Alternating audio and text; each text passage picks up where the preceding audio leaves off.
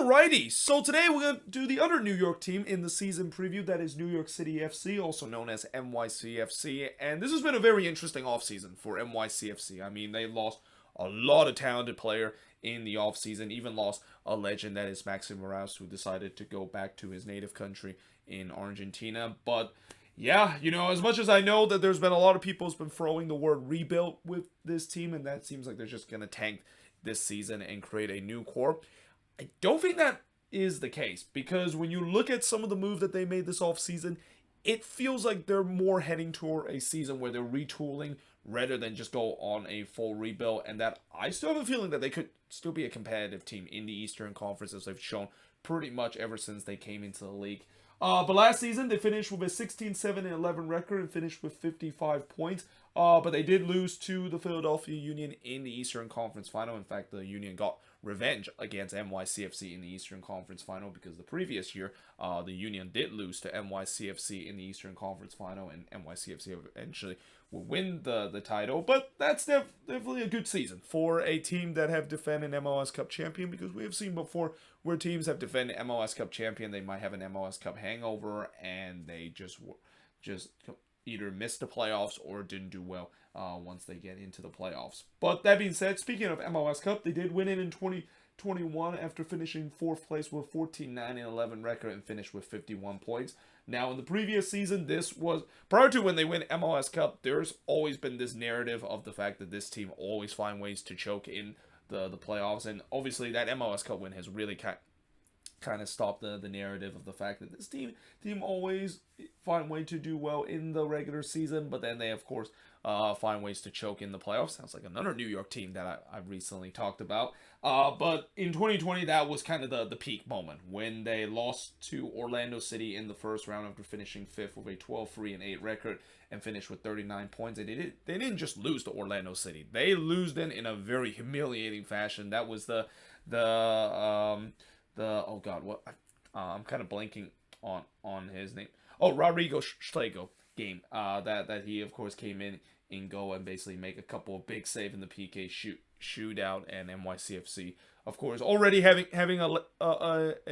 developing a bit of a legacy of failure kind of moment in the playoffs, and that was just kind of at the peak of probably the most embarrassing playoff loss we seen NYCFC suffer during their short time in MLS. But prior to that, they did finish at the top of the Eastern Conference with an 18-10-6 record and finished with 64 points, but they did lose to TFC in the second round, and then in 2018 they finished in 3rd place with 16-8-10 record and finished with 56 points, but once again, they cannot get past the second round, this time losing to Atlanta United in the second round. Now, in terms of some of the transfer that they have made, again, we knew that this team was going to be busy in the transfer market. I mean, after losing so many key pieces, you knew that they were going to make some signings. And at the time of this recording, I won't be surprised they might be even adding more players as the season is about to start. Because when you look at this roster that NYCFC has, yeah, it's kind of a little bit thin, especially in the midfield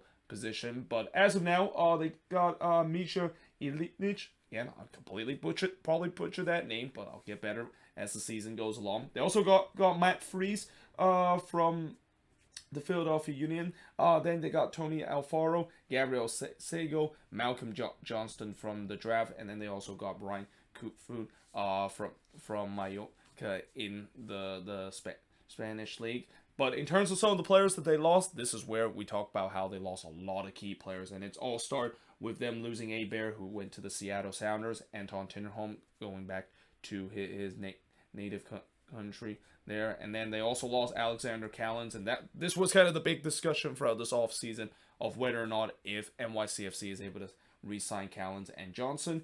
And it turns out they weren't able to do so, as Callens decided to join former teammate of NYCFC and Tati Castellanos at Girona FC. Sean Johnson, of course, going to Toronto FC. Maxi Morales, of course, going back to his native country in Argentina, going back to his boyhood club, that is Racing. And then Jadina Xylem, one of the biggest flop in MLS history, going back to the Netherlands. Then they, of course, have Wook Lidic and Nicholas Alcevedo also leaving this team. Now, in terms of the strength of this team, I still think it's the front three that this team is very strong, and especially, I know losing Aber, of course, is tough, but, they got a guy like Tallis Magno, who last season has really started to show that he can be that number 9 that can score the goals for this team. But on the other side, you got Pereira on the right wing that can do some good thing, and then most likely, I think it's probably going to be Thiago Andrade that's going to be in that spot in the left wing position. Although that could be a position that maybe Santi Rodriguez could be filled in. Which, speaking of which, Santi Rodriguez, I notice how on when I talk about some of the ins and outs, he's not on the out list. I mean, if I would have made this video probably a couple of weeks ago, I would have put him on the out list. But it looks like they have re-sign him, or actually not re-sign him, but actually sign him on a permanent deal, because he was actually on loan with NYCFC, but NYCFC was able to sign him on a permanent deal, and that is a huge signing for NYCFC. I think arguably probably the best signings that they have done this offseason, because I was very surprised that they decided not to even think about re-signing Santi Rodriguez, especially the fact that there's always talks the fact that he maybe be the heir of Maxi Morales, and he might be the guy that might replace Maxi Morales when he eventually move on, and it seems like that could be the case. But of course, more on that in just a bit in this video. But in terms of the weakness of this team, again, it's a lack of forward and midfield depth. I mean, this team is still very thin in terms of going forward on the attack, and this is where, again, I think they're gonna still make some more signings as the preseason go, or even as the season goes along. Remember, the transfer window doesn't close until I think like late April this season, so you can still make signings as the season begins. So we're gonna definitely see that, especially if NYCFC do suffer a bit of an injury crisis, especially toward their forward and midfield group. That's when they're gonna have to maybe make signings, because, like I said, when you look at the depth of this team, it's not very good in terms of the forward and midfield. There are some spots where they only have one guy on the depth chart, and you just simply cannot go into a season or even be a team that could be competing if you only have like one guy on the depth chart of a specific position that they play. Now, in terms of free big question for this NYCFC team, again, is there going to be more reinforcement and signings that's coming? I think there will be. I mean, they have done a lot of some, bringing a couple of reinforcement for the past couple of weeks after, for a long time, a lot of NYCFC fans were very nervous about how there was lack of signings for this team, and that, with a lot of guys that are no longer with this team, it feels like they're going to be heading into the season on a paper-thin squad. But the good news is that at least the CFG group realized that, and that it seems like they are at least trying to bring in some reinforcement and some signings, and again, bring some of these guys that could be guys that will fill into that spot, and hope that will form in a decent new core after some of the players from the previous core that they had is no longer with this team. And then, of course, the second big question is, do they still need to go after a number 10? Again, like I said, with Santi Rodriguez, he might be the heir of Maxi Morales and slot into that position. But do they decide to maybe go for another depth piece in that number 10 spot? I have heard rumors about them bringing Richie Ledesma from PSV, as I mentioned in the news of the week. So, and I think if they do bring him in there, yeah, I think it could be a decent signing in a way that NYCFC is known in terms of bringing some reclamation project of guys that have maybe appear one or two times for the U.S. men's national team, and they of course play in Europe, but unfortunately they didn't really quite make it out, and that Richie Ledesma is an example of that. Although I will say that despite the fact that they have done those deals where they decide to claim some guys that have not, some American players that have not done well in Europe and kind of our reclamation project, it's been kind of a hit and miss, because on one hand they did a good job in terms of claiming Keaton Parks, who wasn't doing very well in Europe, and getting some playing time with Benfica, and he turns out to be a huge part of this team. But then on the other hand, they also got the likes of Jadina Zalilam, who, yeah, as I said, it will definitely going to go down as one of the biggest bust move that we've seen, because he's been a guy that not only hasn't even get any minutes for this team, but just cannot stay healthy with this team. And then, of course, the third big question is the drop off at the back line. How much it will suffer after losing key guys like Callens and Tinnerholm. Although I think Tinnerholm, in some way, he would be a key guy to lose if this was maybe a couple years ago. I mean, I feel like Tinnerholm, ever since he suffered that season-ending ACL injury, he hasn't really looked like the same guy as he was before, and that does happen when you suffer such a bad injury like that. It's hard to recover and trying to look like the same guy you suffer, or the same guy that you were before you suffered that injury. And I think Tavon Gray has done a great job in terms of filling that spot. In fact, I think last season there was more times or not he was actually the regular starter of that spot in front of Tinnerholm.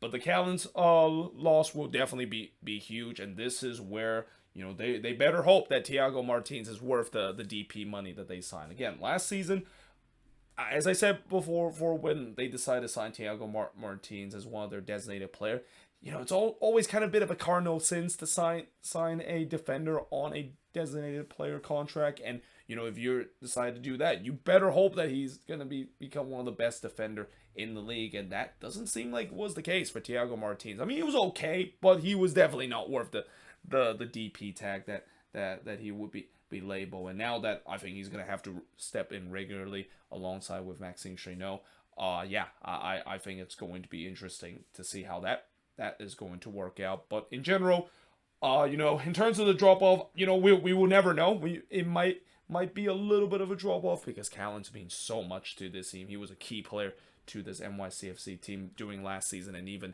in the MLS Cup run. But we'll see again whether or not if there is going to be a drop off. And especially, I haven't even mentioned the goalkeeping position too, because that's where we get to the bonus question about this team: is how good is Matt Freese as a replacement for Sean Johnson that they lost this offseason. Now, obviously, anytime when you lose a decent goalkeeper to another team, it's always hard to replace him. I mean, I know if you're a Revs fan, you don't agree with that because, the Revs are one of the rare occasions where they were very lucky they were able to replace Matt Turner with the likes of Georgi Petrovic being one of the top 5 goalkeeper in the league. But there's that question about Matt Freese. And, Matt Freese, I will say that during his limited time with the Philadelphia Union when Andre Blake was not available, he actually looked decent, and I think there is some potential that he could be a decent goalkeeper. And I think it was also a sense that it feels like he probably may need to move to another team if he's going to continue to develop his career, because as much as being with the Union might be a good way to develop a career if you're a young players, that only